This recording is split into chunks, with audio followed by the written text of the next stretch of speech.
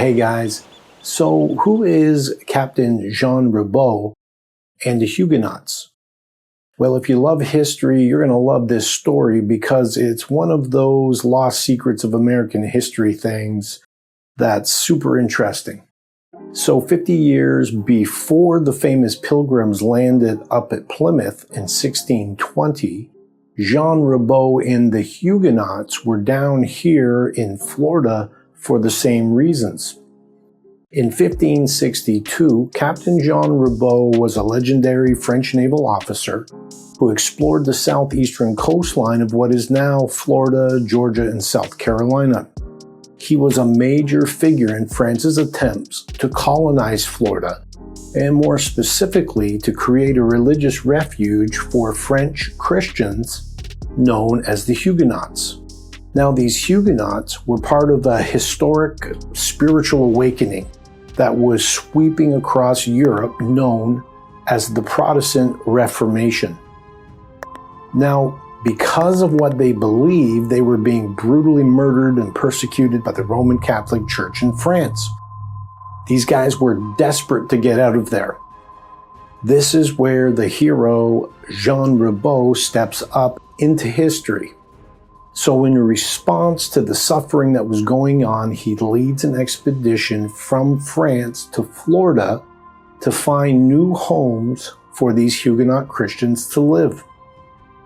Now, unlike the Spanish conquistadors, he didn't come for gold or he didn't come for slaves. In fact, Jean Ribault didn't own slaves or enslave any native people during his voyages here. Captain Jean Ribault came to the New World to found colonies where Huguenot Christians could read their Bibles and worship God in peace. Now, this all happened in 3 separate voyages in the area around what is present-day Jacksonville, Florida, in the years 1562 through 65. Well, unfortunately, the expedition doesn't end very well for Captain Ribault and the poor Huguenot colonists.